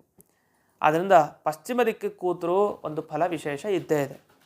ವಾಯವ್ಯಾಂ ಸಂಪದದ್ಭುತಂ, ವಾಯವ್ಯ ದಿಕ್ಕಿಗೆ ತಿರುಗಿದ್ರೆ ಆಗ ಸಂಪದದ್ಭುತಂ ಅಂತ ಹೇಳ್ತಾರೆ. ಅದ್ಭುತ ಸಂಪತ್ತು, ಅದು ವರ್ಣಿಸಲಿಕ್ಕೆ ಸಾಧ್ಯ ಇಲ್ಲ. ಅಂಥ ಒಳ್ಳೆಯ ಸಂಪತ್ತು ನಮಗೆ ವಾಯವ್ಯ ದಿಕ್ಕಿನಲ್ಲಿ ಇದ್ದಾಗ ಜಪ ಮಾಡಿದಾಗ ಸಿಗತ್ತೆ. ಇನ್ನು ಉತ್ತರ ದಿಕ್ಕಿಗೆ ಬರ್ತಾರೆ. ಕುಬೇರನ ದಿಕ್ಕು. ಕೌಬೇರ್ಯಾಂ ಪುತ್ರಲಾಭಶ್ಚ ಅಂತ ಹೇಳ್ತಾರೆ. ಉತ್ತರ ದಿಕ್ಕಿಗೆ ಕೂತು ರಾಯರ ಮಂತ್ರ ಜಪ ಮಾಡಿದರೆ ಪುತ್ರ ಲಾಭ, ಒಳ್ಳೆ ಸತ್ಪುತ್ರ ಹುಟ್ಟುತ್ತಾನೆ. ಹಾಗಾದರೆ ಪುತ್ರ ಲಾಭ ಅಪೇಕ್ಷೆ ಯಾರಿಗಿದೆ ಅವರು ಕೌಬೇರ್ಯಾಂ, ಕುಬೇರನ ದಿಕ್ಕು, ಉತ್ತರ ದಿಕ್ಕಿಗೆ ಕೂತು ರಾಘವೇಂದ್ರ ಸ್ವಾಮಿಗಳ ಮಂತ್ರ ಜಪ ಮಾಡಬೇಕು. ಸರ್ವಾಭೀಷ್ಟಂ ತು ಶಾಂಭವೇ ಅಂತ ಹೇಳ್ತಾರೆ. ಇನ್ನು ಈಶಾನ್ಯ ದಿಕ್ಕಿಗಾಗಬೇಕಾದ್ರೆ ನಿಮ್ಗೆ ಇಷ್ಟು ಹೇಳಿದ್ರಲ್ಲ ಈಗ ಫಲ, ಮೊದಲಿಂದ ರೋಗ ಹೋಗುತ್ತೆ, ಬಂಧಗಳಿಂದ ಮುಕ್ತಿ ಸಿಗತ್ತೆ, ದುಡ್ಡು ಪ್ರಾಪ್ತಿಯಾಗತ್ತೆ, ಧನ ಸಂಪತ್ತು, ದುಃಖದಿಂದ ಮುಕ್ತಿ, ಶತ್ರುಗಳ ನಾಶ, ಅದ್ಭುತ ಸಂಪತ್ತು, ಪುತ್ರ ಲಾಭ ಎಲ್ಲ ಸಿಗತ್ತೆ ಈಶಾನ್ಯ ದಿಕ್ಕಿಗೆ ತಿರ್ಕೊಂಡು ಜಪ ಮಾಡಿದರೆ. ಎಂಥ ಅದ್ಭುತ ನೋಡಿ. ರುದ್ರದೇವರು ತಾವು ದಯಪಾಲಿಸ್ತಾರೆ, ಅನುಗ್ರಹ ಮಾಡೇ ಮಾಡ್ತಾರೆ. ರಾಯರ ಮುಖಾಂತರ ರುದ್ರದೇವರ ಅನುಗ್ರಹ ಆಗಿ, ಮುಖ್ಯಪ್ರಾಣ ಅನುಗ್ರಹ ಆಗಿ ದೇವರ ಅನುಗ್ರಹ ಆಗುತ್ತೆ. ಲಕ್ಷ್ಮೀ ಸಹಿತನಾದ ಆ ಪರಮಾತ್ಮನ ಅನುಗ್ರಹ ಆಗೋದ್ರಲ್ಲಿ ಸಂಶಯ ಇಲ್ಲ. ಸರ್ವಾಭೀಷ್ಟಂ ತು ಶಾಂಭವೇ ಅಂತ ಇಲ್ಲಿಗೆ ಈ ದಿಕ್ಕಿನ ಬಗ್ಗೆ ಮಾಹಿತಿಯನ್ನು ಕೊಟ್ಟು ನಿಲ್ಲಿಸ್ತಾರೆ. ಇನ್ನು ಮುಂದಕ್ಕೆ ಆಸನಗಳ ಬಗ್ಗೆ ಹೋಗೋಣ. ಯಾವ ಆಸನದಲ್ಲಿ ಕೂತು ಮಾಡಬೇಕು? ಸುಮ್ಮನೆ ನೆಲದ ಮೇಲೆ ಕೂತು ಹಾಗೆ ಮಾಡಿಬಿಡೋದ? ಒಳ್ಳೆ ಆಸನದಲ್ಲಿ ಕೂತು ಮಾಡಬೇಕು. ಯಾವ ಆಸನದಲ್ಲಿ ಕೂತು ಮಾಡಬೇಕು ಅಂದಾಗ ಇಲ್ಲಿ ಹೇಳುವಂತೆ ವಸ್ತ್ರಾಜಿನ ವ್ಯಾಘ್ರ ಚಿತ್ರಾಣ್ಯಾಸನಾನಿ ಶುಭಾನಿತು. ಚಿತ್ರ ಆಸನ, ಇಲ್ಲಿ ಆಸನ ಇಲ್ಲದೆ ಮಾಡಬೇಡಿ ಅಂತ ಆಗ್ತದೆಯಾ? ಅದರಿಂದ ವಸ್ತ್ರ, ಅಜಿನ, ವ್ಯಾಘ್ರ, ಚಿತ್ರಾಣಿ ಅಂತ. ಕೆಲವರು ಈ ಧಾವಳಿ ಹಾಕ್ಕೊಂಡು ಮಾಡೋದಿದೆ, ವಸ್ತ್ರ ಒಳ್ಳೆಯದು, ಧಾವಳಿನ ಹಾಕ್ಕೊಂಡು ಕೆಳಗಡೆ ಮಾಡೋದು ತಪ್ಪೇನಿಲ್ಲ. ಅಜಿನ, ಕೃಷ್ಣಾಜಿನ, ವ್ಯಾಘ್ರಾಜಿನ ಇದು ಕೆಲವರಿಗೆ ಅವರವರ ಅಧಿಕಾರಿಗಳಾದರೆ ಎಲ್ಲರೂ ಅಲ್ಲ. ಬ್ರಹ್ಮಚಾರಿಗಳು ಕೃಷ್ಣಾಜಿನ ಹಾಕ್ಕೊಳ್ತಾರೆ, ಗೃಹಸ್ಥರು ಅವರು ದರ್ಭೆ ಚಾಪೆಯನ್ನು ಹಾಕ್ಕೊಳ್ಬೋದು, ಮತ್ತು ಈ ದರ್ಭ ಇದು ಧಾವಳಿ ಆಸನ ಇದೆ ಅದರ ಮೇಲೆ ಕೂಡಬಹುದು. ವ್ಯಾಘ್ರಾಜಿನ ಆಗಬೇಕಾದ್ರೆ ಹುಲಿ ಚರ್ಮದ ಮೇಲೆ ಕೂಡೋರು ಆಸನ ಕೂಡೋದು ಅದು ಪೀಠಾಧಿಪತಿಗಳು, ಸನ್ಯಾಸಿಗಳು, ಅದು ಬಹಳ ವಿಶೇಷ. ಅವರು ಮೋಕ್ಷವನ್ನು ಬಯಸುವಂಥ ನಿಷ್ಕಾಮ ಭಕ್ತರು, ಅಂಥವರು ಅದರ ಮೇಲೆ ಕೂತು ತಾವು ಮಾಡ್ತಾ ಇರ್ತಾರೆ. ಒಂದೊಂದು ಆಸನದ ಮೇಲೆ ಕೂತಾಗಲೂ ಒಂದೊಂದು ವಿಶೇಷ ಫಲ ಇದೆ. ವಿದ್ಯಾ ಪ್ರಾಪ್ತಿ ಆಗುತ್ತೆ ಕೃಷ್ಣಾಜಿರದ ಮೇಲೆ ಕೂತ್ರೆ. ದರ್ಭೆ ಮೇಲೆ ಕೂತ್ರೆ ಇನ್ನೊಂದು ಫಲವನ್ನು ಹೇಳಿದ್ದಾರೆ. ದರ್ಭೆ ಮೇಲೆ ಕೂತ್ರೆ ತಪಸ್ಸಿದ್ಧಿ ಆಗುತ್ತೆ, ಗಾರ್ಹಸ್ಥ್ಯ ಸಿದ್ಧಿ ಆಗುತ್ತೆ. ಹೀಗೆ ಒಂದೊಂದು ವಿಶೇಷ ಫಲಗಳನ್ನು ಹೇಳಿದ್ದಾರೆ. ಅದರಲ್ಲಿ ಅಂತೂ ಆಸನದ ಮೇಲೆ ಕೂತು ಮಾಡಬೇಕು ಅನ್ನೋ ತಾತ್ಪರ್ಯ. ಇನ್ನು ಹಿಂದಕ್ಕೆ ಬಂತು, ಎಲ್ಲ ದಿಕ್ಕುಗಳಲ್ಲಿ ಒಂದೊಂದು ಫಲ ಹೇಳಿದ್ರು, ಗಮನಿಸಿ. ಅಂದರೆ ರಾಘವೇಂದ್ರ ಮಂತ್ರ ಜಪ ನೀವು ಯಾವ ದಿಕ್ಕನ್ನೆಲ್ಲಾರು ಕೂತು ಮಾಡಿ, ಜಪ ಅಂತೂ ಮಾಡಿ, ಫಲ ಸಿಕ್ಕೇ ಸಿಗತ್ತೆ. ಅದು ಯಾವ ಫಲ ಅನ್ನೋದು ವಿಶೇಷವಾಗಿ ಬೇಕಾದಾಗ ಇಂಥ ದಿಕ್ಕಿಗೆ ತಿರ್ಕೊಂಡು ಮಾಡೋದು ಅನ್ನೋದು ಮುಖ್ಯ. ಯಾವುದೇ ದಿಕ್ಕಿಗೆ ತಿರುಗಿ ಜಪ ಮಾಡೋದು ಮುಖ್ಯ ಅನ್ನೋ ಅಂಶವನ್ನು ನಾವು ಆ ಭಾಗದಿಂದ ಗ್ರಹಿಸಬೇಕು. ಇನ್ನು ಮುಂದಕ್ಕೆ ಯಾವ ಕಾಲದಲ್ಲಿ ನಾವು ರಾಘವೇಂದ್ರ ಮಂತ್ರ ಜಪವನ್ನು ಮಾಡಬೇಕು ಅಂತ ಇದೆ. ಕಾಲ ಅಂದರೆ ಅದು ಯಾವ ಮಾಸ, ಯಾವ ತಿಥಿ, ಯಾವ ನಕ್ಷತ್ರ ಇದ್ದಾಗ, ಅದೇನದು ಪ್ರತಿ ದಿವಸ ಪ್ರತಿ ಇದ್ದಾಗ ಮಾಡಲೇಬೇಕಲ್ವ, ಅದು ನಿಜ. ಆದರೆ ಕೆಲವು ಸಲ ವಿಶೇಷ ಫಲ ಬೇಕು ನಮಗೆ ಅಂತ ಇರುತ್ತಲ್ಲ ಮನಸ್ಸಿಗೆ, ಆಗ ಇಂತಿಂಥ ಸಂದರ್ಭದಲ್ಲಿ ಹೀಗೆ ಫಲವನ್ನು ಪಡಿಬೇಕು ಅಂತಾದರೆ ನೀವು ಹೀಗೆ ಮಾಡಿ ಅಂತ ನಿರ್ದೇಶ ಮಾಡಿದ್ದಾರೆ. ಅದರ ಮುಂಚೆ ನಾವು ರಾಘವೇಂದ್ರ ಕವಚದ ಹಿನ್ನೆಲೆಯಲ್ಲಿ ನಾವು ಈ ಅಷ್ಟಾಕ್ಷರ ಮಂತ್ರ ಜಪ ಏನು ಹೇಳಿದ್ದಾರೆ ರಾಘವೇಂದ್ರ ಕವಚದಲ್ಲಿ 108 ಬಾರಿ ಹೇಳಿದ್ದಾರೆ. ಅಲ್ಲಿ ವಸ್ತುತಃ ಅಷ್ಟಾಕ್ಷರ ಮಂತ್ರ ಜಪನೇ ಅಂತ ಒತ್ತು ಕೊಟ್ಟು ಹೇಳಿಲ್ಲ, ಏಕಾಕ್ಷರ ಮಂತ್ರ ಜಪನೂ ಕೂಡ ಇದೆ. ಅಂತೂ ರಾಯರ ಮಂತ್ರ ಜಪ ಏನಿದೆ ಅನುಷ್ಠುಪ್ ಛಂದಸ್ಸಿನಲ್ಲಿ ಇರಬೇಕದು, ಅಂಥ ಮಂತ್ರ. ಅದು ಸಾಮಾನ್ಯವಾಗಿ ಶ್ರೀ ರಾಘವೇಂದ್ರಾಯನ ಮಹಾನುಭ ಈ ಅಷ್ಟಾಕ್ಷರ ಮಂತ್ರನೇ ಬರೋದಾದ್ರಿಂದ ಅದನ್ನೇ ಸ್ವೀಕಾರ ಮಾಡೋದು. ಅದನ್ನು ಸ್ಪಷ್ಟವಾಗಿ ಅಪ್ಪಣಾಚಾರ್ಯರು ಕೂಡ ಹೇಳಿದ್ದಾರೆ. ಓಂ ಶ್ರೀ ರಾಘವೇಂದ್ರಾಯ ನಮಃ ಇತ್ಯಷ್ಟಾಕ್ಷರ ಮಂತ್ರತಃ ಜಪಿತಾತ್ ಭಾವಿತಾನ್ ನಿತ್ಯಂ ಇಷ್ಟಾರ್ಥಾಸ್ಯುರ್ನ ಸಂಶಯ. ಇದನ್ನು ಮಾಡ್ತಾ ಇದ್ರಿ, ಇಷ್ಟಾರ್ಥಗಳು ಆಗದೇ ಇರೋದ್ರಲ್ಲಿ ನೀವು ಭಯ ಪಡಬೇಡಿ, ಆಗಲ್ಲ ಆಗಲ್ಲ ಅಂತ. ಖಂಡಿತ ಆಗೇ ಆಗುತ್ತೆ, ಸಂಶಯ ಪಡಲೇಬೇಡಿ ಅಂತ. ಇಷ್ಟಾರ್ಥಾಸ್ಯುರೇವ, ಇಷ್ಟಾರ್ಥಗಳು ನೆರವೇರುತ್ತೆ, ಸಂಶಯ ಬೇಡ ಅಂತ ಅಲ್ಲಿ ಅಪಣಾಚಾರ್ಯ ಸ್ಪಷ್ಟವಾಗಿ ಹೇಳಿದ್ದಾರೆ. ಅಂಥ ಈ ಶ್ರೀ ರಾಘವೇಂದ್ರ ಕವಚದ ಹಿನ್ನೆಲೆಯಲ್ಲಿ ನಾವು ಇಷ್ಟೆಲ್ಲ ವಿಷಯ ತಿಳ್ಕೊಂಡು ಆ ಮೊದಲನೇ ಸಂಚಿಕೆಯಲ್ಲಿ ನೆನ್ನೆ ನೋಡಿದಂತೆ ನಾವು ಈ ರಾಘವೇಂದ್ರ ಕವಚದ ಆ ಧ್ಯಾನ ಶ್ಲೋಕ, ಆ ಮಂತ್ರ ಜಪವನ್ನು ಮಾಡ್ತಾ ಸಾಗಬೇಕು ಅಂತ ಹೇಳ್ತಾ, ಒಂದು ಶ್ಲೋಕವನ್ನು ಈ ರಾಘವೇಂದ್ರ ಕವಚದನ್ನು ಓದಿ ನಾನು ಇಂದಿನ ದಿವಸದ ಉಪನ್ಯಾಸವನ್ನು ಮುಕ್ತಾಯ ಮಾಡ್ತೀನಿ. ಶಿರೋ ರಕ್ಷತು ಮೇ ನಿತ್ಯಂ ರಾಘವೇಂದ್ರೋಖಿಲೇಷ್ಟದಃ ಅಂತ ಒಂದು ಮಾತು ಬರುತ್ತೆ. ಮೊದಲು ನಮ್ಮ ತಲೆಯನ್ನು ರಕ್ಷಣೆ ಮಾಡಿ ರಾಯರೇ ಅಂತ ಬೇಡ್ಕೊತಾರೆ. ತಲೆ ಸರಿ ಇದ್ದರೆ ನೋಡಿ ಎಲ್ಲ ಸರಿ ಇರುತ್ತೆ.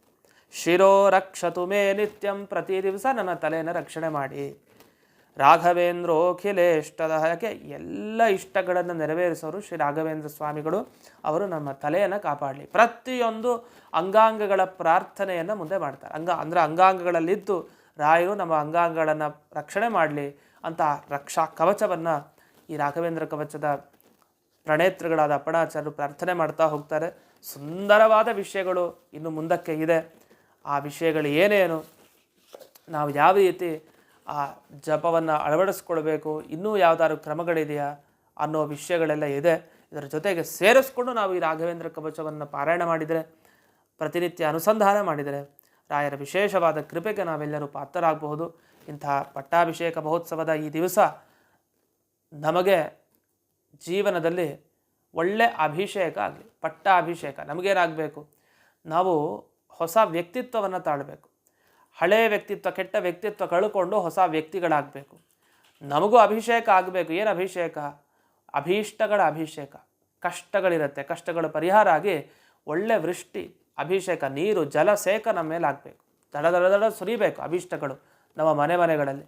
ಆ ರೀತಿ ಆಗಬೇಕು ಅಂತಾದರೆ ಈ ಪಟ್ಟಾಭಿಷೇಕ ಮಹೋತ್ಸವ ದಿವಸ, ಅದು ಪಟ್ಟಾಭಿಷೇಕ ಅಂದರೆ ಅದು ಒಳ್ಳೆ ಸಾಮ್ರಾಜ್ಯ ಆಧಿಪತ್ಯ, ಎತ್ತರದ ಪಟ್ಟದಲ್ಲಿ ಕೂಡಿಸಿ ಅಭಿಷೇಕ ಮಹೋತ್ಸವ ನೆರವೇರುತ್ತೆ. ಹಾಗೆ ನಮ್ಮ ಜೀವನದಲ್ಲಿ ನಾವು ಎತ್ತರದಲ್ಲಿ ಕೂತು ಆ ಎಲ್ಲ ಅಭೀಷ್ಟಗಳನ್ನು ಪಡಿಬೇಕು ಅಂತಾದರೆ ಇಂಥ ಪಟ್ಟಾಭಿಷೇಕ ಮಹೋತ್ಸವದ ದಿವಸ ಇಂಥ ಗುರುಗಳ ಚಿಂತನೆಯನ್ನು ನಾವು ಮಾಡಬೇಕು.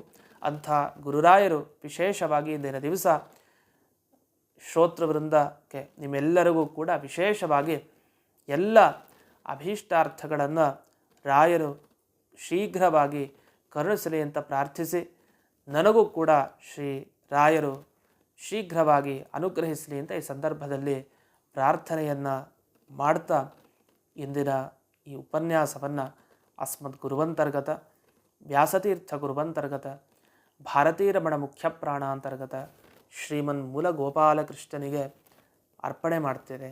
ಶ್ರೀ ಕೃಷ್ಣಾರ್ಪಣಮಸ್ತು.